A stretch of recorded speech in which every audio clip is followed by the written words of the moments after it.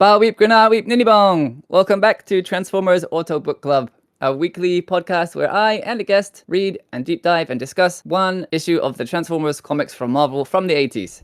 Just a quick note for anybody watching the video version. At the beginning here, before we start talking about the pages of the actual comic, there's going to be images on screen that are just relevant to whatever it is we're talking about. But later on, when we start discussing the actual comic itself, then you'll be able to see the artwork page by page as we go through. Last week was the first time I had a guest that I hadn't met before, and we're doing that again this week. So today, my guest is Lex. Hi Lex, how's it going? Hey, what's up? So yeah, we don't know each other at all yet.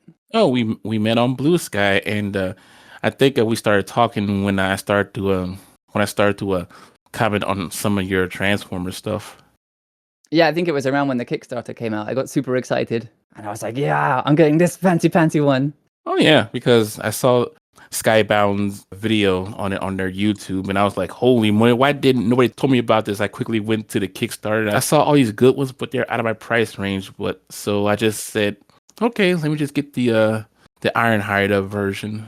Yeah, they cost a pretty penny, but I let my savings soak up that one. I felt like I would regret missing it more than I would regret paying for it. Hey, I told him in the comics section, I told him like I was gonna get this version, but the Ironhide was in my price range, and the people who are doing this Kickstarter, they said, "We still love you, Edward." Aww. So thanks so much for joining me. Oh, you're welcome. Because anything Transformers related, I want to be there. Yeah, awesome. So since we don't know each other, tell us a little bit about where you're from and what you're into and how you got into Transformers in the first place. My name is Edward Lex Noyle, and I'm originally from Flagstaff, Arizona. I was born in New Orleans, but my whole childhood life was in Arizona. And Always wanted to go to New Orleans. oh yeah, during Mardi Gras is so much fun back in the day in Mardi Gras. And what got me into Transformers is when I think I was like 6 or 7. My dad got me hooked into it when he showed me one of their cartoons that came on early in the morning during the weekdays, and I was hooked. And the very first Transformer toy that I got for Christmas was an Optimus Prime. Oh, nice. Yeah, and the rest was history. I grew up watching G1, but I gave other reincarnations of the Transformers a chance, and one of my personal favorites is Transformers Armada. Yeah, that's one of the things about Transformers. There's so much of it. Yeah. I've only seen the G1 show kind of twice. Once when I was in my early 20s, and I'm watching it again now on the Hasbro channel because it's all on YouTube for free. I live in Japan now, where they had like a whole separate continuity full of like these insane designs. Like Optimus Prime has a lion head on his shoulder.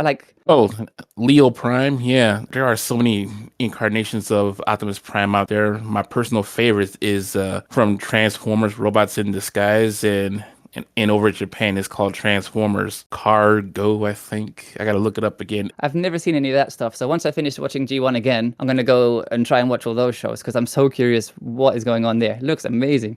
I have 3 versions of Optimus Prime. The 1986 movie Optimus Prime. Oh man. I got the Optimus Prime version of Transformers War for Cybertron. Please play that game if you can find it for cheap. Oh man, that's a really lucky thing that you mentioned that, because just the other day I found an article from, I think it was called The Gamer, the site. They had a link to somebody on Twitter who has remastered that game so that you can play it in 4K, because the company who owns it, I think they're doing Call of Duty now, and they're just not going to do anything with it. So the reason why High Moon Studios is not making Transformers stuff anymore, because the license is up, and Activision Blizzard is making High Moon Studios do Call of Duty stuff, and that's a shame. And there was another game, like an online like service type game called something. I've forgotten now. Oh, they killed that. Yeah, it looked really good, and it didn't even get to come out. I know.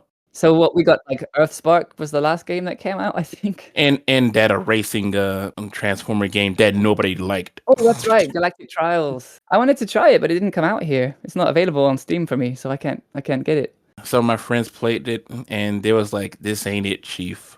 Oh, that's not good. No, it's just so basic. Like, you're in a race where you can still transform to do other stuff, to shoot some targets and transform again to race. If you do it right, it sounds like it could be fun. But if it doesn't work properly, it's going to be terrible. And the other Optimus Prime I have it's a masterpiece version of the Shattered Glass version of Optimus Prime. I love that comic. That was so good. I know, like, you see the Autobots are evil and the Decepticons are the good guys.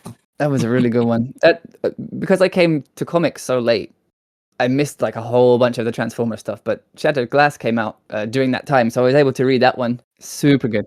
Who was it? There was like, one of the covers was one of the Autobots with like a slug, like a bullet lodged in his face for the cover, and I was like, what? And like this, I have never seen Transformers like that before. They're using Blur's face, just like reminiscent to the Transformers Generation 2 cover where you see Optimus Prime seeing all kinds of messed up stuff to his face. And on the tagline, it says, this ain't your father's Transformers. Oh. Because it's stepping into the 90s where in the 90s comics, you see guys with big old muscles and pouches and bandoliers. So many zippers, right?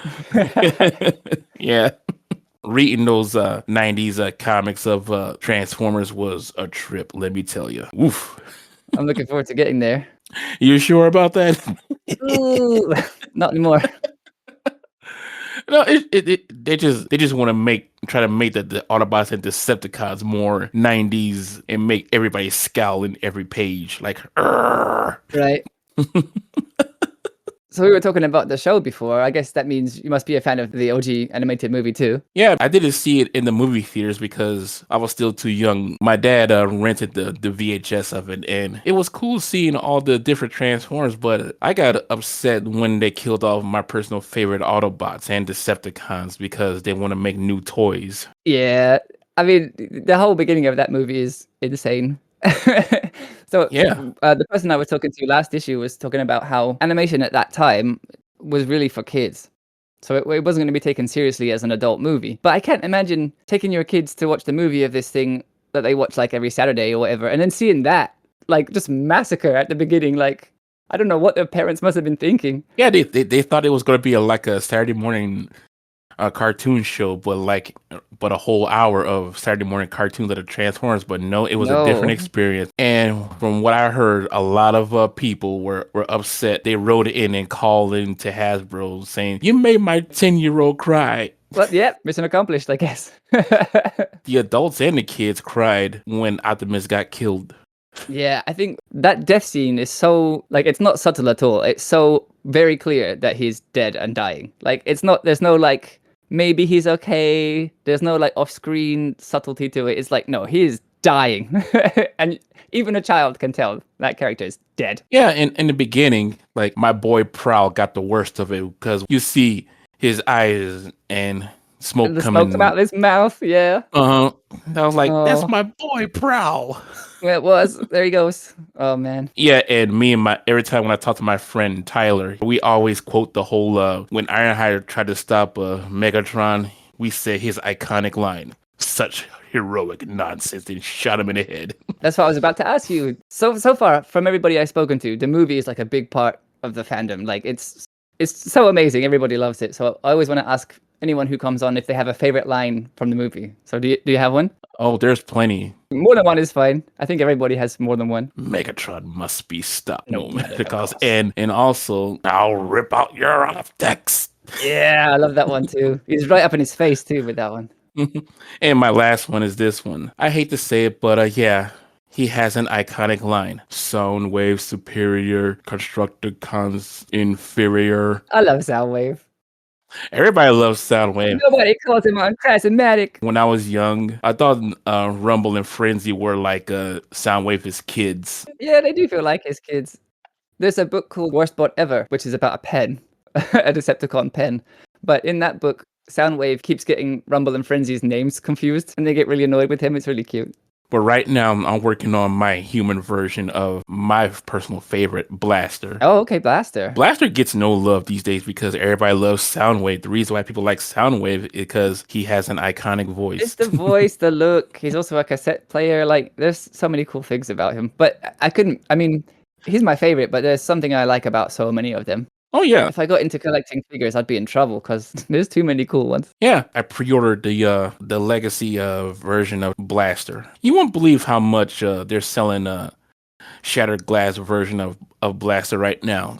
Like $85. I was like, nope. Yeah, that's a bit much, isn't it? Mm-hmm. Yeah, I'm not much of a toy collector now, but I did order the action edition of Soundwave just because it's so chunky. It's a lot different than any other version I've seen. His arms and legs are so bulky. It looks really cool. And Blocky's announced like a new set of, I think they're like miniature blind box things that you buy. They're like $8. And there's like 9 different things you can get. But one of them is Unicron's head. And I really want to get the Unicron head, like take out one of the eyes, you know, like at the end of the movie when his eyes busted open and put it on a necklace. So we talked about the movie. I was going to ask you if you've read any of the comics before, but it sounds like, how much of it have you read? All of them. Oh, okay.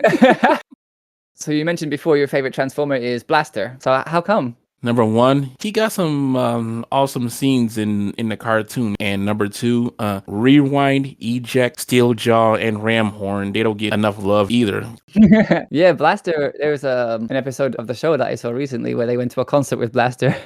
And he was like recording the audio from the concert and sending it back to the Ark. And Prime's like, God, what's this? And Jazz was dancing to it. Yeah, Jazz loved it. Everybody else just said, shut up! Yeah, Sparkplug was not enjoying it. Yeah, that's the episode called Blaster Blues. Blaster Blues, yeah.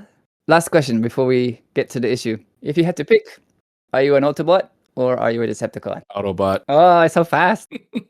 I try to be a Decepticon, but I just don't see myself as one. Yeah, there are the badasses, but I just see myself being on the side of want to do a good fight and try to protect different planets. Yeah, I think for most people, like, especially looking at the numbers on the Kickstarter, there are a lot of people who like the Decepticons, but so many more people went for Autobot colors. I was really interested by that because I always thought like, yeah, they're both cool, and I guess you would side with whichever one has like more of your favorite characters. But yeah, there are a lot more people on the Autobot side. Yeah, they got some cool Autobots on the Autobot side. Yeah, Blaster is pretty much the good version of Soundwave. I guess we can move on to the issue now. So Lex, are you ready to roll out?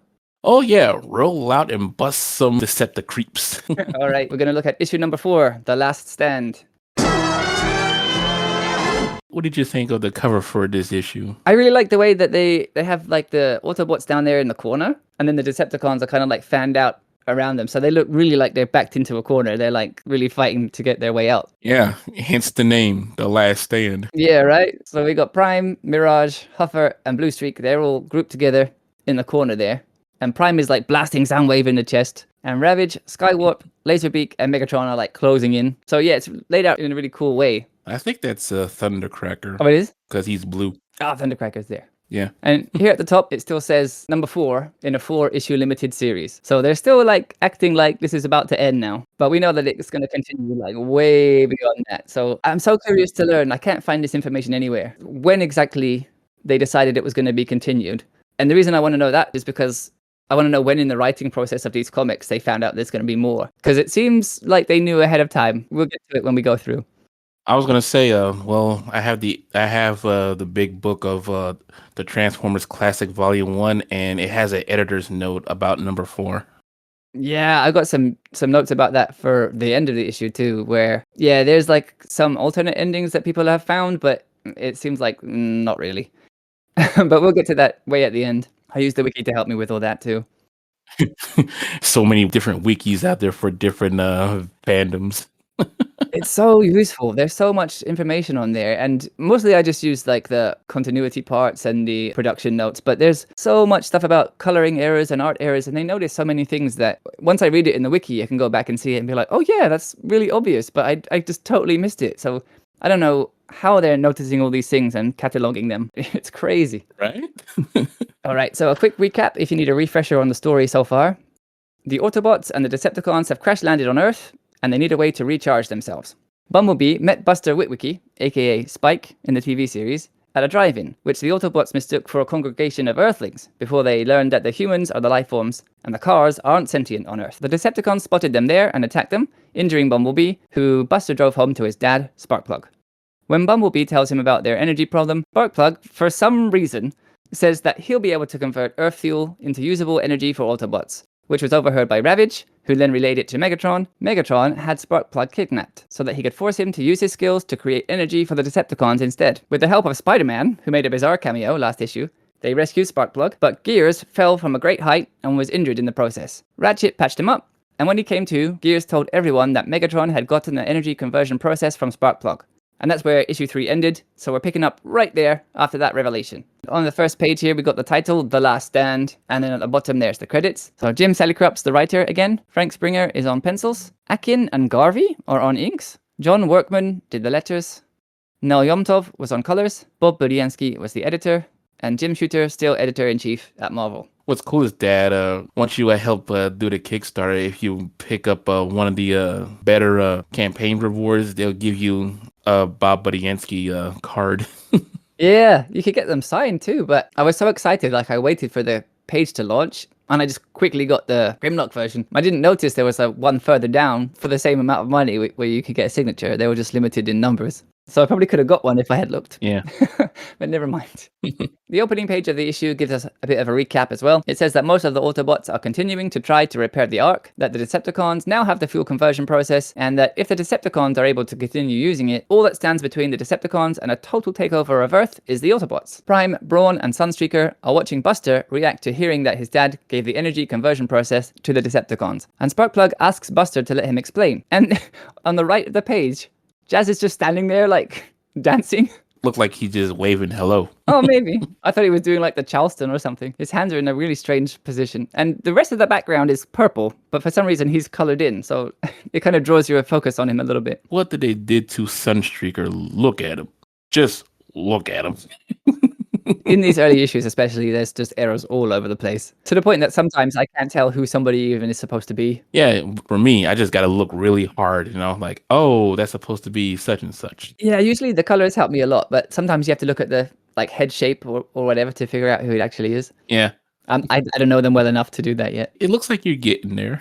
Yeah, actually reading these is really helping me to learn everybody's name. Because in the show, somebody will pop up and then they'll be gone for a long time. Right. So Huffer has had enough. He yells that a bunch of their comrades have fallen protecting the humans, and all the humans have done is provide their energy with their means to destroy them. Which, while true, completely ignores everything that Sparkplug just went through. Megatron could just put one finger on his head, like on Sparkplug's head, and just totally crush him, and he'd explode, right? Yeah. I think this entire argument is really unfair. Yeah. But it gives Ratchet pause. He says it's hard to stay cheerful with all the injuries and losses they've been taking. Sparkplug gets defensive and asks if Huffer is calling him a traitor. Yeah, and people thought that the other version of Huffer in G1, he was just such a scary cat, but on this one, he does take charge. Yeah. I'm so impressed with the character work they do for Sparkplug in this issue. Yeah. Last issue, I was hoping for it, but I was not expecting it. Anyway, without skipping ahead too much, it makes sense for his character to say that. And Huffer says he'll show Sparkplug how they deal with traitors. But good guy Ironhide jumps in and says that, of course, Sparkplug had no option but to do what Megatron demanded, and that Huffer is forgetting how frail humans are. Huffer is outraged. Yeah. Every time when I read these comments, I always try to do their voices. Oh yeah, for sure. The voice cast of the show is so amazing. For me too, when I read this, I can hear them in my head. Huffer is outraged that Ironhide is defending Sparkplug, and he says, "Listen, young one," which is an interesting snippet to sprinkle in there. Yeah. It's a little peek into the hierarchy within the Autobots. He says that Huffer knows full well that the Decepticons will do what they have to get what they want, including torture. Huffer says, "So what? This is war." And Huffer is coming off so badly here. Yeah, it's a war, but you brought it to another planet and involved innocent civilians in it. I feel like Prime needs to give Huffer a stern talking to. From Huffer's body language, it looks like things are about to come to blows. So Sparkplug suggests that he and Buster get out of there before things heat up too much. Yeah, in the thought bubble, Buster is saying in his head, I never seen the Autobots act like this before. Usually they get along really well. They're trying to help everybody, but this is the first time there's been internal conflict. Yeah. Buster is really shocked to see the Autobots behaving like this. It's a really nice bit of nuance to add to the story that while there's a clear good and bad side, there's disagreement even within just one side. And let's not forget how Mirage was being presented as uncertain about his loyalties too last issue. Maybe it's doing this kind of deep dive that's making me read so much into this. I know it's a comic about giant robots who are also vehicles having a war, essentially to sell toys to kids, but this kind of thing is why I read current comics, strong characterization and interpersonal relationships, clear motive and intrigue and emotional stakes. They're all the things that I really like about comics. And the current Transformers comic has all of that, so much of that. But Transformers could so easily just be Autobots good, Decepticons bad, they fight now. Yeah. And it kind of is in the G1 show a lot of the time. Mm-hmm. There's some fun and goofy pseudo sci-fi thrown in there, but the comics and the novels flesh out the characters in ways the TV shows and the movies can't do. Because we can hear and read the thoughts of the character. So maybe I'll speak more on it a bit later on, but I don't want to get too far off track or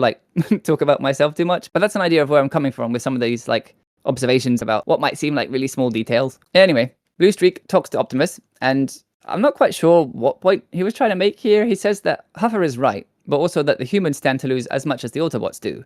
And Prime, he says that what Blue Streak says is correct, but that they brought the war here, which they absolutely did. Prime especially is the one at fault here, if they're going to point fingers and lay blame, because he's the one who set the arc on like that suicidal collision course with the Earth. And he also says that it's their responsibility. Blue Streak says that he disagrees, and that the humans must pay for their betrayal. The Autobots should leave them to the Decepticons, which is just fucking wild, man. Yeah. Like, because of one guy who was taken, and as far as he knows, potentially tortured, an entire planet's worth of beings deserve to be subjugated by the Decepticons? Like, it's a bit harsh. That's harsh. And Prime just straight up said, enough. In the last issue, the Autobots saw the American military try to, like, intervene and take on the Decepticons, but Blue Streak is still, like, comfortable branding all of humanity as traitors because one person did something under threat of death. I don't know. And the Autobots are really not showing a good side. Yeah. But now Prime has had enough. Yeah. He's made his thoughts on the issue known, and now it's time to stop squabbling. So he astutely notes that right now it doesn't even matter how the Decepticons got their fuel. What's more important is how quickly the Autobots can get their own and prepare for the attack, which must surely be imminent. Mirage finally puts things together for everyone and says that it's a good thing Huffer didn't smush Sparkplug because he's the only one who knows how to do the fuel conversion, which has like been the elephant in the room this entire time. Like, yeah, you gotta hurry up. Y'all have a computer that could scan his brain or give y'all the how he made it so y'all could do it yourselves. Duh. Yeah, and in the first issue, Bumblebee mentioned that Huffer could have done this. So this entire time when Sparkplug has been captured and they're spending time getting him back, they should have had Huffer doing that, but they didn't. Because plot, I guess. Yeah. I've been trying to find like a catchphrase for this exact situation where something in the plot doesn't really make sense, but to carry it forward, you have to just go with it. I still haven't got one yet. But Huffer points out that Sparkplug and Buster are making a run for it, all while still being accosted by Ironhide. Look at the angle on Huffer there, though. He's about to fall like right over. He's barely standing. But Ironhide's face is really funny too. His eyes are like massive and his mouth's open. He's like, yeah, and it looks like Ironhide is pointing. It looks like he's pointing, but it looks like he's laying in bed or something. Yeah, his angle's all weird there. Jazz finally stops shaking what the Ark gave him and says that he'll stop them from running.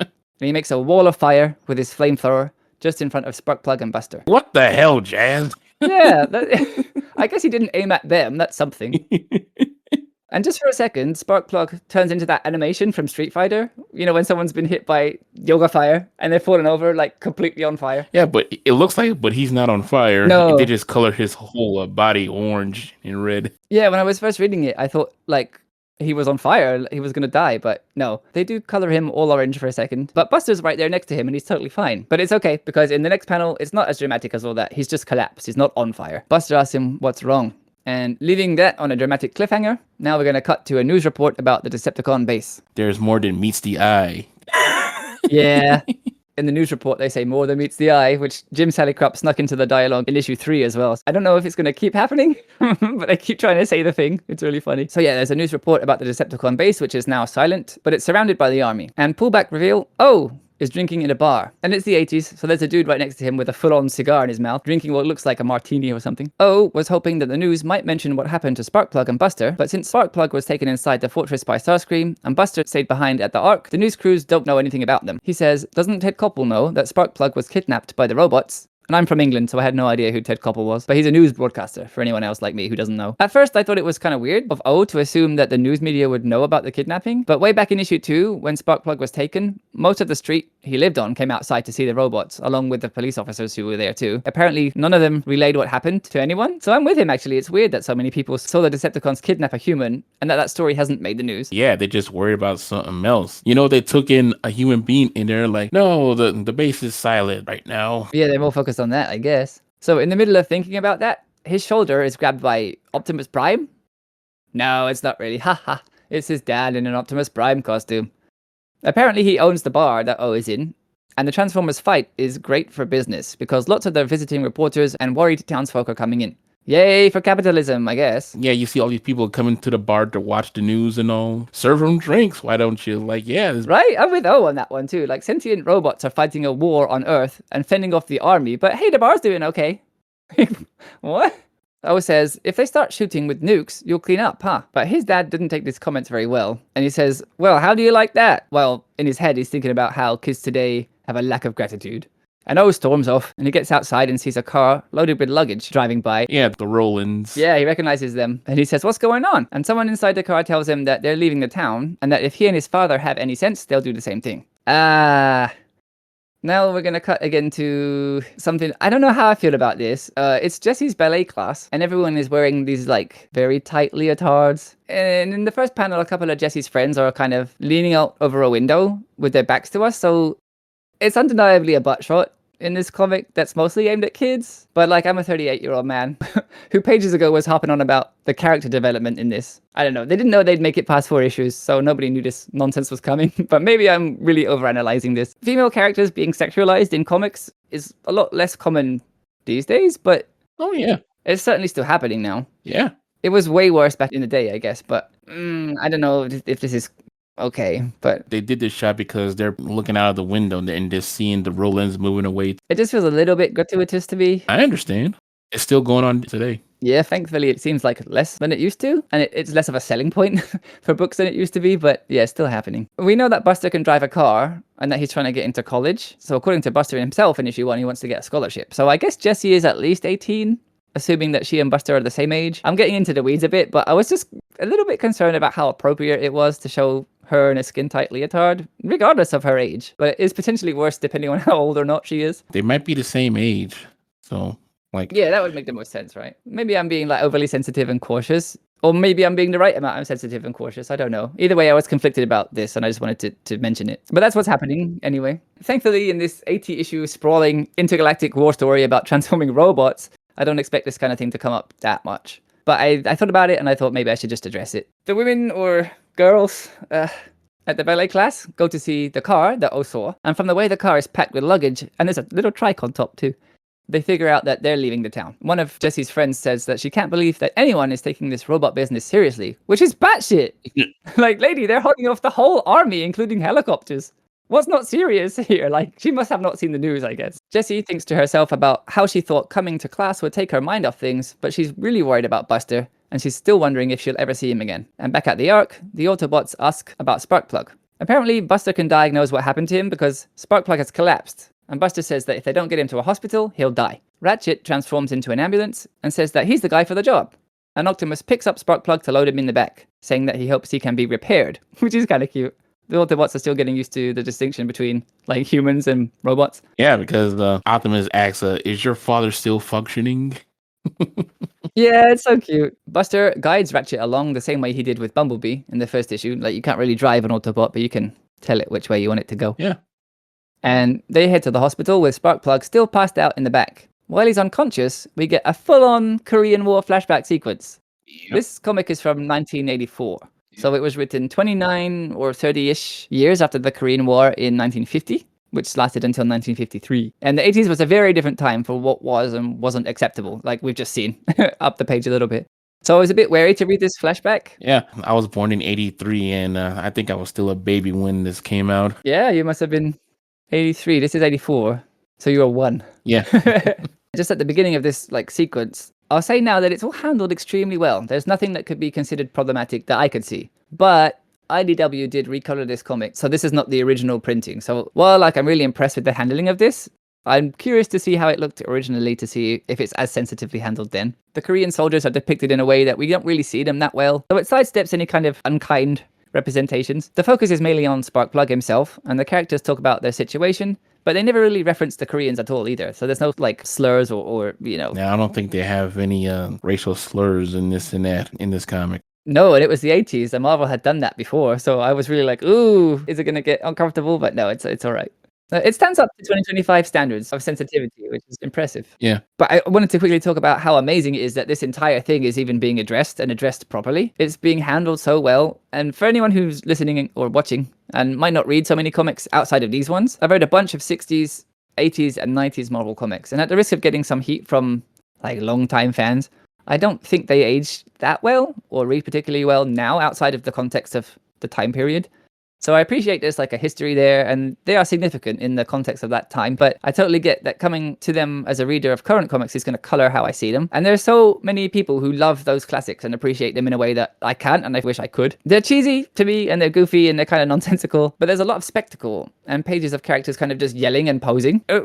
All that to say that nothing I've personally read from Marvel from those time periods has any real depth. It's all action and fighting and expositional dialogue so that more of the page can be just fighting and shouting and posing. It's a big part of why I wasn't able to get into comics until I turned 30, despite like pretty desperately wanting to. I'm really not trying to rag on those comics, though. I love comics, and they're probably my favorite thing that exists on Earth. And though I can't enjoy them, I know that there are so many others who do and can, and that's really wonderful. But having read all of those to try and brute force myself into liking comics, which I did for about a year, is what makes this stick out so much as exceptional to me. We get a really good look at what past experiences led Sparkplug to be the character that we've been seeing so far, and it makes him much more real than, you know, a text box that says, oh, by the way, here's a Korean War vet, and that's why he's a good mechanic. Like, this is showing us in detail instead of just telling us. Oh, it is. Which is like extremely rare in my experience of older Marvel superhero comics.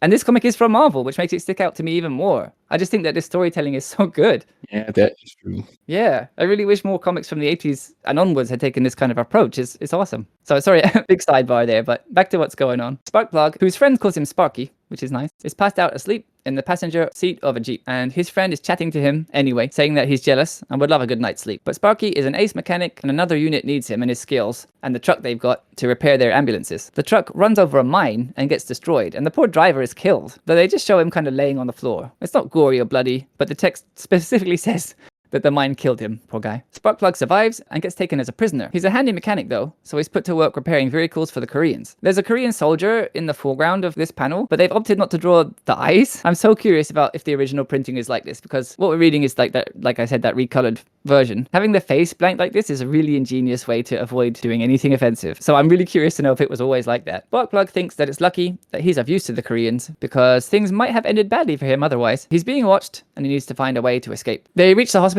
and someone remarks, "What? Isn't that one of our ambulances?" I guess they're surprised to see it pull up with a random kid driving it. Buster lets the hospital staff know that his dad needs help, and they rush Sparkplug right inside because, as the doctor says, it's apparent that he's had a heart attack. A nurse has lots of questions for Buster, including where the ambulance came from, and he says that his dad is a mechanic and it just happened to be there on the lot. Poor Buster is stuck waiting for now, and he thinks that there's nothing else he can do. Or is there? And with that thought, he heads to a payphone. And I don't know if there is one, maybe you know. Is there a payphone Autobot? Because that would be really cool, actually. No. Ah, that's too bad. I think that would be neat. Back outside the Decepticon fortress, everything is quiet until a soldier sees through binoculars that something is happening. Oh, yeah. So the door slowly opens to reveal Megatron, and he's fully healed and recharged now. He's stepping outside to face the army, and he says, "Go ahead, little ones, do your worst." This part is so cool. This part is Megatron flexing hardcore. The military opens fire, and the guy who looks like he's the commander tells them to go ham. Don't spare anything, just totally open fire upon Megatron. And they do so for 15 full minutes. So 15 minutes they're just shooting at Megatron, and he's standing there taking the whole thing. Yeah, and then when they're done, he just says, "Ha!" and just walk back. He's just standing there, totally fine. Megatron's there, the smoke clears, and he's just smiling. Out of everything so far, this is my favorite moment, I think. Yeah. This is just fucking badass intimidation from Megatron. Especially because after this, he turns around and he walks away. No return fire, no monologue, nothing. Pure cold intimidation. So fucking cool. The military is screwed. Yep. It's like every movie too. Like, oh, there's a giant monster, let's shoot it. Oh, it didn't work. I don't know, let's just keep shooting it. Like, okay. Well, they did that for 15 minutes. Hopefully they've proved now you can't hurt them with bullets. Yeah. So we follow Megatron inside, and he asks for a damage report after the previous battle. And in the art, they're using these like old-fashioned squeaker car horns attached to garden hoses to repair the Decepticons. For some reason, I don't know what's going on there. That's their medical equipment, apparently. And someone, I can't tell who it is, reports to Megatron that Frenzy, Rumble, Skywarp, and Soundwave are all injured, and that Skywarp needs the most attention. Do you know who that is? Yeah, sometimes Megatron has some random worker Decepticons with him, not the ones that we know. Just a random worker Decepticon. Background Decepticon. Yeah. So this random guy says that Skywarp needs the most medical attention. Starscream sees that as a chance to take another jab at Megatron and comments that it's a shame that he allowed the Autobots to take back the human, and that the Autobots are likely returning to their full power as they speak. And maybe it's time for someone else to take charge. I've heard enough. Yeah. Megatron just got back from intimidating the humans, and now he's going to intimidate his own allies as well, because he says, "Starscream, I'm afraid I've heard enough." And then he blasts him with his fusion cannon, hard enough to send him flying. And then I can hear this in Megatron's voice in my head. He says, "Add Starscream to the damage report." This whole scene is just Megatron being scary and awesome. It's so good. I can just hear like the stunned silence after that blast, and then him just saying that in a totally neutral voice. Megatron tells Ravage that despite Starscream's tone, he does have somewhat of a point, so maybe it would be a good idea for Ravage to go and see what's going on board the Ark. And in this comic, yeah, people, Ravage can't talk. I'm still wondering if that's going to continue after issue 4, because that's when things are more solid, like with the TV show, but I hope they continue it, actually, because I kind of like it. And Ravage, like you said, who can still talk, agrees to go and do that. You command Megatron. On the Ark, Prime is lamenting that the Autobot situation is so dire. And Hover says, maybe not. Remember last issue when Ratchet had something to tell you and you asked him to wait and then you didn't go back and find out what it was? He found something in the Ark's memory banks from 4 million years ago when it crash landed there. Prime asks what that has to do with the current situation. And Hover says that all that time ago, the Ark's defenses were still working and it detected another life form from Cybertron on Earth in Antarctica. So it sent out a drone to determine if the life form was a threat, and this part was confusing for me at first. I had to look this up. The drone goes to a volcano-ringed valley filled with weird alien creatures, which are known as dinosaurs. But Hover just said Antarctica. It's Antarctica now, but Antarctica used to be warm. I didn't know that, but now I know. And knowing is half the battle. Wait, wrong show. The reason why it looks like this and you see dinosaurs, this was supposed to be the Savage Land, the prehistoric domain of the present day Kazar, because Kazar is like one of the Marvel heroes. Yeah, I feel like Kazar is just Tarzan, basically, isn't he? Marvel's version of Tarzan. So right now, this is the Savage Land. Well, in this book, people don't know that the Savage Land exists. Yeah, the same location as the Savage Land, according to this. I don't know if that sticks, though. We'll find out. Did they ever go back there in the series? Oh, yeah. Oh, they do. Cool. The drone finds Shockwave, the missing Decepticon that Megatron referred to as one of their mightiest in issue 1. The narration says that Shockwave has total control of the electromagnetic spectrum, and he uses that power to X-ray the dinosaurs. And there's a dinosaur in this panel with its whole ribcage. Yeah.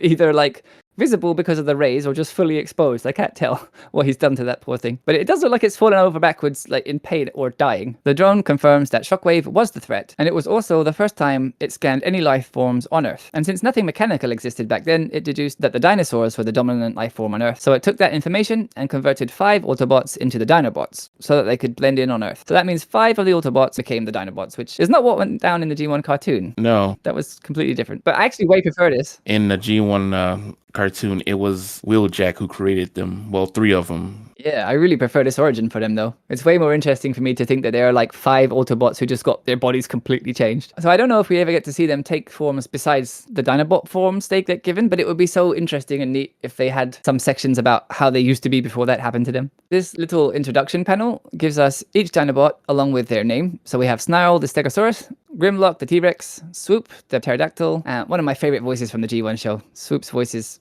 insane. There's a little clip of Michael Bell on YouTube at like a TFCon in a Q&A, and he's talking about how much this voice hurt to do. Poor guy. But he looks like such a lovely man too, but yeah, he really hurt himself doing that voice, and it's a really insane voice. Oh yeah, and my personal favorite Dinobot, Sludge. Yeah, next up there's Sludge. I say Diplodocus, but I've heard Diplodocus too. How do you pronounce that? Growing up, I thought it was a Brontosaurus. Oh, it might be a Brontosaurus. Sorry. They're very similar. I don't know. Yeah. And then lastly, there's a Triceratops. And this might not be funny to most people, but I'm from England and we use this word very differently to most other places in the world. So I'm so sorry to inform you that that name is like a mid-tier derogatory term where I'm from. Mostly people use it to call a woman's virtue into question, but less commonly anyone can just say it to anyone as a generic insult. You can say it on TV, but don't say it to kids is the vibe, really. Yeah, I grew up watching some British comedies and I knew what it meant. Slag. Mm. You slag. Yeah. Oh yeah, you're gonna forgive me for being juvenile, but I find that name so amusing. Slag. Huffer says. Okay, I'm sorry. No, it's okay. It's funny to me too. Huffer says that the Dinobots used a shuttlecraft to fly to the island that Shockwave was on and destroy him. But during that confrontation, Shockwave spotted the surveillance drone and jammed its signal. So like I always say, anytime in any movie or any show that someone quote unquote dies, if you don't see the corpse, assume they're going to come back. And that's what I guess Ratchet and Huffer are doing. Every time, if you don't see the body, yeah, they'll be back. They always come back. You're looking at you, Jason Voorhees and Michael Myers. How many times? Yeah, Prime kind of states the obvious and says, so the question is, what happened? Like, yes. And Hover says that Ratchet sent a probe to find out. And Prime says fine, but it's kind of irrelevant at this point anyway, if they can't find a source of fuel that will enable them to defend themselves from the Decepticons. Ravage, who was sent to spy on the Autobots earlier, relays to the Decepticons that Sparkplug hasn't given away the details of the energy conversion process yet to the Autobots. Megatron takes this for what it is, which is the perfect chance to strike at them, unopposed, and he says that Prime will learn that nobody defies Megatron. And again here, he has another awesome moment because he says, isn't that right, Starscream? He's going like full aggro in this issue, I love it. Back on the Ark, this part is weird. The Ark has like a teleporter room full of glass tubes called the Tubes of Transference. So I searched that up because I was pretty sure this doesn't exist anywhere else. Otherwise, you just use this all the time. It's too useful not to, right? Yeah, not in the show, but I looked this up on the wiki, yeah, and it only references these things being used this one time. So I wonder if it gets destroyed or just quietly never mentioned again because... Never mentioned again. Yeah. Instant teleportation makes it way harder to sell a dramatic story, like in a lot of circumstances. I think that's why in Star Trek there's always interference. Just being able to teleport out is too useful. The narration says, thousands of cables, tubes, and wires attach themselves to the Autobots. And there's a shot of Prime with 3 wires attached to him. So a bit of an overstatement, but Prime's thinking about how this might be their last Hail Mary against the Decepticons. The text boxes tell us that not all of the Autobots who went into the tubes get teleported, but they do sacrifice their remaining energy to power Optimus, Huffer, Ironhide, Bluestreak, and Mirage. And you'll see later, it was an unnecessary and frankly bad idea to list them all by name here, because in the art later, that does not match up to this roll call. Despite the dire situation that they're in, Ironhide and Huffer, who don't forget is mainly an engineer, shout out some bravado. But in the text box, it says that all of them are secretly wondering how much of a chance they even stand against the Decepticons. It's 5 against like 10 or something. They have less energy now too. Yeah, these tubes here are just siphoning energy from the remaining Autobots to the ones that's going to fight. Yeah, it's really like the last thing they can do. Yep. Like if this doesn't work out, they're toast. There's a small detail here, but Prime is standing with his arms spread and his head back, like he's amazed and glad that the teleporter worked. I think it's a cool choice of pose for him though, because it captures his personality. Like the others are all, yeah, it worked, let's stick it to Megatron, and Prime's just like, oh, thank fuck, we made it. So they don't have long to think, because right away, a huge hole is blasted in the ceiling. Kadoom! Oh, sorry, it's like Dak Kadoom. Kadoom. There's all kind of sound effects in this book. Oh, yeah. There's one of a volcano that was like Vashtroom. I've never seen that anywhere else before. There's a giant explosion, light starts to pour into the cave that they're in, and rocks are falling from the ceiling. That was Megatron's way of letting us know that he has come. Yeah, exploding is the same way I let people know that too. Outside, like really far away, Megatron yells through the hole he's just blasted, behave yourself, that he would love to destroy Optimus. But he's giving him a chance to surrender. I don't know why he would do that, actually. It seems really dumb. Megatron has all the power and all the advantage. Why would you announce your presence and then give them the opportunity to fight back? I don't know what he's playing at. Right. But let's put it down to Megatron's hubris and that gigantic silver dick he's been swinging around this entire issue. It's also not clear at all how Megatron knew exactly where the Autobots were inside this cave. They teleported there, so unless there's some giant, luminous, and super obvious beam of light, like again from Star Trek, from them teleporting in when that happens. Maybe they got the information of where they at because Ravage was spying on them. Yeah, let's do like our own headcanon. They knew where they were. Yeah. Let's just transform and roll with it. Does that work? I'm still workshopping this. It hurts my head, like on G1 Transformers, like both the Autobots and the Decepticons can fly, but like later episodes, the Autobots can't fly anymore. I was like, what? I thought it was just me. I thought I was forgetting things because, yeah, sometimes it seems like people can fly who can't fly, and other times they can't fly and they need to be picked up by somebody else. Yeah. I think they're a bit loosey-goosey with who can and who can't fly. Megatron's weird logic aside, Ironhide says that they should go straight back at Megatron. And Prime says, no, that's exactly what he wants them to do, so we can pick them off easily, which, yeah, solid logic. But, he could have just collapsed the entire mountain on them, though. Yeah. Instead of giving them a chance to surrender. Right? They're inside of a volcano. Right, it's a dangerous place to be. I don't know why he's like, yeah, come on, fight back. What are you doing? The Autobots don't come out of the hole like he wanted, so Laserbeak and Buzzsaw go in through the new skylight in the mountain, and they attack what they think is Mirage, but it's not actually him. It's one of his illusions. Like, I do love his ability. It's so useful, right, as a decoy, but it only works if you can change it, because once they know that, they're never going to trust you the next time they see you, right? Yeah, but the Decepticons always fall for it. I guess, yeah, sometimes they just have to do these things where it's like, what, yeah, you wouldn't really do that in real life. You'd catch on pretty quickly, but it's for the plot. Wait, like, yeah, it's a Hound that does the holograms of himself. Mirage just straight up like turn invisible. Yeah. I keep forgetting that too. Mirage is thinking about how he'd rather not be here at all. I don't know why Prime chose him as like one of his small team for this, because Yeah.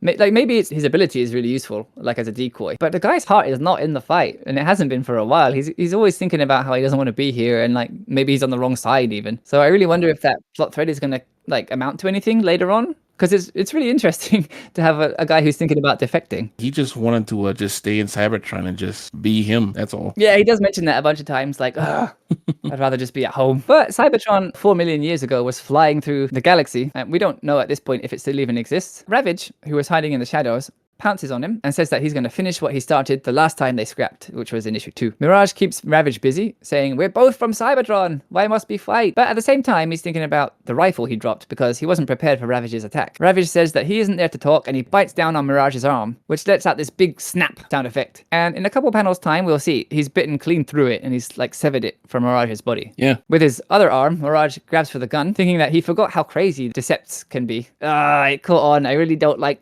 when they call them Decepts. I don't know why, it just feels wrong to me.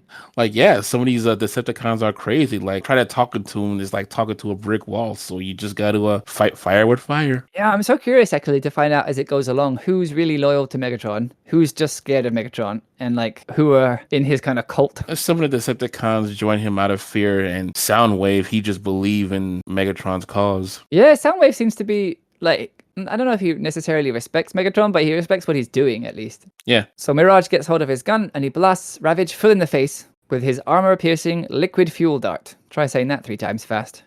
Ravage is down, and Mirage decides that he's going out to fight alongside the others. And he says he's realized, I guess just right now, that the only way he's ever going to see Cybertron again is by fighting with the others and winning this entire thing. Back at the Ark, the probe has picked up a signal, and it's beaming it back to Teletran 1's screen. And nonsensically, we can see the probe on the screen, actually. I don't know how it's doing a selfie like that, but we can see the probe in the shot. And it has located a Cybertronian under tons of rock, and it begins to excavate whatever is down there, when a purple arm breaks through the rocks and crushes the probe. Nobody's there to watch the screen, though. The fight's continuing in the mountain cave, and more Decepticons are coming, and Thundercracker is using his sonic booms to cause the cave to collapse. And that's another thing. They never let Thundercracker use his ability because he does sonic booms in the comics. Yeah, he did it in the first issue, and they said you could... No, is it the first one or I think the second one? They said you could hear it for 100 miles. That is seriously loud. Yeah. You could explode human bodies with that, surely. Yeah. Buzzsaw does like a fly past, too, and fires lasers at the Autobots. And Prime tells them to get to safety, and that he'll take care of the birds. And on the panel above where a Thundercracker let out his sonic booms, on the next panel, you can see Wind Charger doing the splits in the air. How does that happen? Well, doing the splits in the midair. Yeah, a sound so loud. You just... Whoa! Who's that, the red one? There's someone else falling over backwards. Like, that's more natural a pose, but I don't know what has to happen to you that your legs splay like that. It looks like an Ironhide. Ironhide got knocked off his feet, but Windcharger's legs got blasted open. Yeah, he's doing the splits in the air. That's gonna hurt. And we got more crazy sound effects all over the place here too. We got a zrat and a poom. Boom. Boom. Woom. It's a woom as well. And Soundwave's birds can talk too. Yeah. It's not only Ravage. Megatron arrives and almost has a shot at Optimus with his fusion cannon, but he notices that too many Decepticons are in the line of fire. He decides that he's fine with them taking the hit, if it means damaging Optimus, and he's about to fire when Bluestreak fires both his shoulder missiles at him. Megatron has already proved now how resistant his body is, and he takes the blows with no problem. Prime, meanwhile, grabs Starscream mid-flight, who tries to transform while he's being held, and Prime lets Huffer know that Bluestreak needs help. And then we cut back to the hospital, where since Ratchet has nothing else to do but wait, he allows some people from the hospital to use him as an actual ambulance. No, he was like, what? Like, what's going on? Yeah, he's like, well, okay, I guess. I really wish there was another panel here of, like, Optimus has just grabbed Starscream's leg, and I really need to see him smash him on the ground. Yeah, he caught him in mid-transformation. Yeah, perfect time, just wreck him. And on the next panel where you see Ratchet, like one of the guys says, "This is the only ambulance available, and we need it." And when Ratchet said, "What?" the other guy getting in the passenger seat said, "Did you hear that squeak?" Yeah, they're totally oblivious. And in Ratchet's thought bubble, he says, like, "These men seem to mean well. I'll just keep quiet and help them." Yeah, he figures he doesn't need to just sit there and do nothing. He may as well do something. So he lets them use him as a vehicle for now. But I don't know if they're going to notice that they can't drive him like an ambulance. They don't mention that later on. In the first issue, Buster couldn't drive Bumblebee, but he could like guide it along, but there was no accelerator pedal inside, but maybe they changed that later on. Sparkplug is still dreaming about Korea, where he fixed the opposition's trucks and was then rescued, but the last thing he sees is what he imagines happens to the drivers of those trucks because he tampered with the fuel and the brake lines. So he imagines them like driving and falling off the side of a cliff. The fight in the cave is getting rough on the Autobots now, who are almost out of any fuel they were able to siphon from their comrades. And in the panels showing them tiring, there are 6 of them when they left with a team of 5. And 7 if you count whoever that is laying there on the floor on the left. It looks like a mirage. Yeah, that might be Mirage there. Huffer saved Bluestreak, but he's really badly shaken. And Megatron is still firing at them with his cannon, and he yells, "Prepare to be destroyed!" And together, the assembled Decepticons rush on the Autobots, and they're like firing at them, their guns blazing. Megatron yells, "You're mine, Optimus!" And point blank fusion cannon guns him in the arm. Yep. Which disarms him in like both senses of the word. Prime drops his gun, and his entire arm is wrecked. Huffer tries to encourage the shell-shocked Bluestreak to keep fighting, but catches either some laser fire or otherwise is just body checked by Thundercracker. It's kind of hard to tell from the artwork, but it looks like Thundercracker either shot him or like crashed into him and knocked him back. No, it looks like a laser beak or buzzsaw hit him on the side. Yeah, and he's fallen over there. And there's more Zerat and Poom in the sound effects. Oh, and we get a Brata Brata as well. Thundercracker's next target is Ironhide, who he fires on alongside Ravage, who's back in the fight. Buzzsaw dives on Mirage and slices through his armor, according to the narration. But in the artwork, he's either leaning back really far, or his head's come off. Like, I can't tell what's happening in that picture, but it looks like he might have been beheaded. I know, right? Megatron's coming at Prime now, but this time he's not using his gun, he's throwing hands. He taunts Prime, Yep. and then this is kind of silly. Prime just bends over forwards, which is not how you dodge a punch, but it gets him out of harm's way, which makes it look like Megatron ran quite some distance in the wind-up for that punch. But because he does that, and because Megatron's swing is so powerful, he trips over Prime, who's ducking, and he flies 200 yards away. Like, that's specified in the text box, 200 yards. So he's running at Prime to punch him. Prime just ducks, and he's punching so hard that he trips himself over and flies 200 meters. It's just ridiculous. I mean, it's kind of cool if they're implying that Megatron's punch is an absolute devastator, but like, this is slapstick comedy. Oh, yeah. I can imagine this with like that whoop, whoop, whoop, whoop sound effect from like Hanna-Barbera or something. Prime has time to change targets now, so he punches Ravage, who at this point is full on straddling Ironhide. It looks so inappropriate. Like, I don't know what's going on in that panel, but that looks like it's from Rule 34 or something. Hey, now.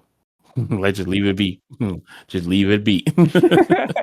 Yeah, don't look. Give them their privacy. But that was enough time for Megatron to get up and run those 200 meters back to Prime. And now he's using the cannon. So he blasts him with the cannon, and Prime falls over backwards over Ravage. And that's it. Megatron's got him. He grabs him and he holds him above his head, like in Transformers 1. Remember when Megatron lifts Sentinel Prime? Yeah. It looks like all is lost. And then the Decepticons start to crumble all at once, and they're all screaming in pain and falling over. Megatron drops Prime, but then we cut back to the hospital. So we're back at the hospital now. We're leaving that on a cliffhanger. And Buster reveals to Jesse and O that Sparkplug is going to be okay, which is more than he can say for the Decepticons when the corrosive fuel that Sparkplug made kicks in. So Sparkplug used his experience in Korea sabotaging those trucks to sabotage the Decepticons after all. Yep. A fact that everyone would have learned if they had just listened to him and let him make his argument. But once again, I'm so impressed that they linked those two experiences like that. Like, they had it become important to the current events. It was really, really nicely done. Oh, yeah. Mirage asks what happened, and Prime says that we won. Somehow he deduces exactly what Sparkplug did. But whatever, this comic is almost over, so just give it to him. He says that the Autobots and everyone living on Earth owes a debt to Sparkplug. And just then, an enormous explosion rocks the cavern. Through a huge hole in the ceiling comes a gigantic purple laser cannon. I mean, gigantic. The narration says it's 35 feet long and hovering. It transforms into the gigantic Shockwave, who says, "After 4 million years, I have accomplished my mission. The Autobots are no more." And that's where it ends. They was gonna stop it there if sales for these comics won't do well, but Yeah. it looks like it was doing well, so they got to keep going. Yeah, exactly. Yeah. All this time, for the first 4 issues, they've been saying it's a 4-issue series, it's going to end. And right down to the very end, it seems like maybe it's going to. But then you get this that says, nope, it's not over. Yeah.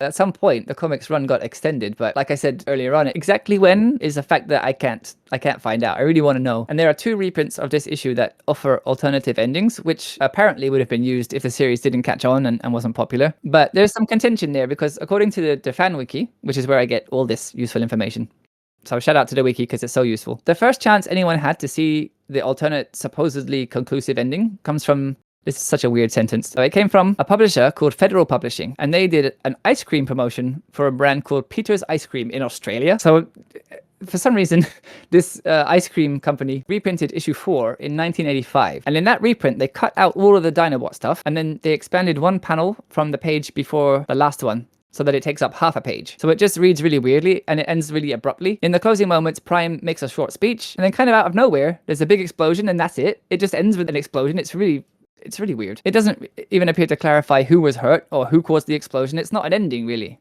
If you ask me, it's weird. So that kind of suggests to me that they knew it would be extended fairly early on, and that they hadn't really produced an ending that closed the series at issue 4. It needs a page or 2 more for that to make any sense. And then the second alternate ending backs that up too, because it comes from 1987 in a reprint in the Marvel UK Transformers The Complete Works Part 2. And in that, some things are omitted again. And it ends with Prime giving a speech saying that the Decepticons are defeated, and he says that they won the battle, but they haven't yet won the war, and says that the Autobots will continue to protect Earth and its people. So that's a really good ending. Yeah. It's conclusive, and it leads into the TV show nicely. But someone with like insanely good eyes noticed that it copies and flips and crops some panels from a much later issue. So they recognize, even though they've been flipped and like cropped out, they recognize the panel from a different issue much later. So like I said, the people on the wiki have insane eyes. Like they spot everything. So those panels were from a year and a half later, and somebody noticed that. And the pencils in the first 4 issues are all done by Frank Springer, and those final moments in those different panels that they borrowed are like clearly different. Yeah. Like the style is completely different. So it's clear it wasn't drawn here first,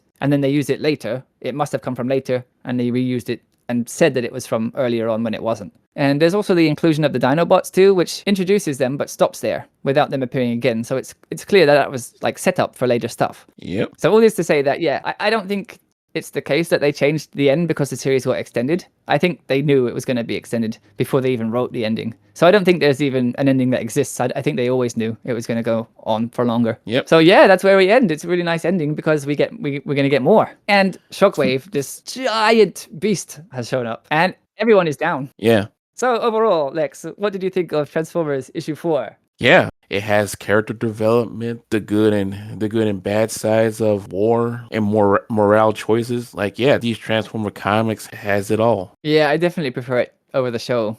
The cartoon, yeah, it's a Saturday morning cartoon, like what the Decepticons are going to do this time while they're stuck on Earth. And then by the end, everything's like whatever plan they had. Like the one I just watched yesterday, Megatron was trying to like steal New York and make Cybertron 2, new Cybertron, he called it. All these big moves he makes, all these things he does, all have to wrap up before the episode is over. So he always makes some crazy plan, and then poor guy just gets wrecked. As you might have been able to tell, I really enjoyed getting Sparkplug's backstory. I was so surprised to have seen that so thoroughly well executed. And then to have it become even important to the current plot too was perfectly done. That's really nice writing. I really had fun seeing Megatron be a total beast this issue too. It was so much fun to watch. He's always a beast. Yeah, but he was really swinging his dick around in this issue. I enjoyed that. Yeah, fire at me for 15 minutes. I'm fine. And we got to learn a bit more about Jesse and O too. It feels like we might get to know them quite well as the series goes on, which is cool. They're not just like big characters. They have some backstories of their own going on. And I do love some backstories, if the backstory is good and intriguing to me. Yeah, exactly. It gives everything that happens some weight then. Like, if Jessie gets kidnapped, for example, and you have no reason to care about her, then it's just a fluffy plot device. But if you have a reason to want her to be okay, like, that makes it much more exciting. Yeah. Mirage seems like he really abruptly turned a corner right at the end here, so I'm curious to see how his mindset is from now on, because he's been pining for Cybertron for such a long time. Right now he's turned a corner, so let's see if he feels a bit better from here on out. Just like on the cartoon. Now that the misunderstanding has been cleared up, I'm wondering if Huffer will stop being so unsympathetic towards the humans. And of course now everyone is down, so Ratchet is out being an ambulance, and the other Autobots are all out of power at the Ark. So obviously something's going to happen to save the day, because the series continues. But knowing that everything is going to be fine just means that the real fun is in wondering how they're going to get back to fine from this. Shockwave is like a major problem, but everyone is down, so he might just leave, but that still leaves an entire cave of Autobots and Decepticons who are out of power and damaged. So I guess we'll find out what happens in issue 5. Yep. And with that, thank you so much for joining, Lex. That was a fun time. Oh, thanks. I'm just so happy that I could finally be on your show, and I had so much fun. Oh, I'm so glad.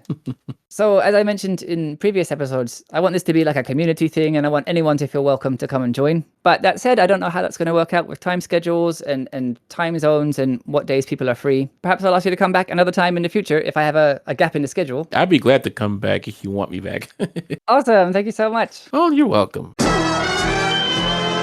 So that's our episode this week. Thanks once again to my lovely guest Lex, and thank you to you for listening. I wonder how many of you have listened since the first episode. We've just passed the point that the series was originally planned to end, but as we know now, there is much more to come, and we're not stopping here. All that remains for me to do this week, though, is to tell you what we're going to be reading next week, and we're taking a swerve. Next week, we're jumping into our first ever UK story. Don't forget though, we're following the new reading order, which is from the Skybound till All Are One compendiums. And that means that if you're reading the paperback versions, where the US and the UK stories are separate, you're going to need to find the story called Man of Iron. And we're going to be looking at parts 1 and 2 next week. So I hope you'll join me then. But before that comes the part I like the least about making this series. Thus far, I've kind of tried to stay away from talking too much about myself. I think this podcast needs to be about community, it needs to be about celebrating the comic that we all enjoy, and it needs to be fun. It's about the comic, like first and foremost, front and center, right? That's what I want this to be about. So humor me while I share a little bit about myself. I'm a person who's very clumsy, I'm a person who generally doesn't feel like I'm very good at anything, and I'm the type of person that's kind of creative, but I also feel very shy to share what I've made with people because I don't want to know if they think it's bad. So often I make something and I show somebody, and in my mind I feel kind of bashful about it or shy, and I'm scared to get their reaction.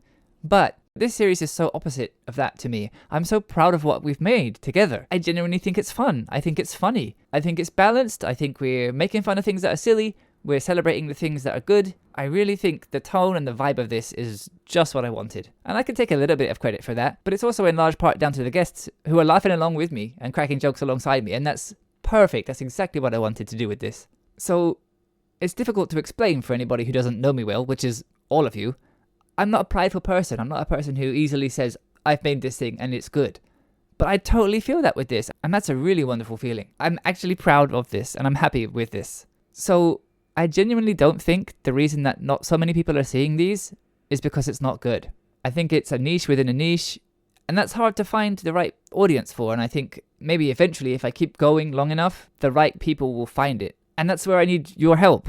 If you like this series and you're having fun too, it would be awesome if you could share it with your friends. If you haven't yet, subscribe on YouTube, give it a like, and I don't think I have any reviews on any podcast services yet. And even if you have seen it on YouTube already, it does help me out if you follow on podcast services too. And if you're so inclined, leave me a review there too. Commenting on episodes also helps, I think. I don't know. It feels a bit like The Wizard of Oz to me. Like, I don't know what goes on behind the curtain at YouTube. I don't know how this works at all. I've had trailers that I made for episodes do extremely well. The episodes themselves not do anywhere close to as well. Sometimes the trailers that I make, I put up on TikTok, and those get 50, 60, 70 likes or whatever, which is like crazy because the YouTube videos will get 10 or 20, if that. It's a complete mystery to me how any of this works, but I would love for this community to grow, and I would love some more people to share this with and have fun with. As you might have heard throughout the episodes, I've been watching the G1 series over again, and I'm getting close to the point where it's time to watch the movie, and I would absolutely love to do a big communal watch of that through Discord or something. So yeah, that's my little diatribe. I know that every YouTuber that you watch, every podcaster that you listen to, will tell you that they need you to help them out, and it does get tiresome, I understand that. But unfortunately, there is a reason that those people do those things, and that's because that's the only way to find more of an audience. And the more of an audience you get, the more possibilities there are, and so, loath as I am to do it, I gotta ask for your help. If you stuck with me through all of that, thank you so much. I'm gonna stop talking now, edit this down, and upload it. But as always, until we run into each other again, take care, be kind, and do good, till all are one.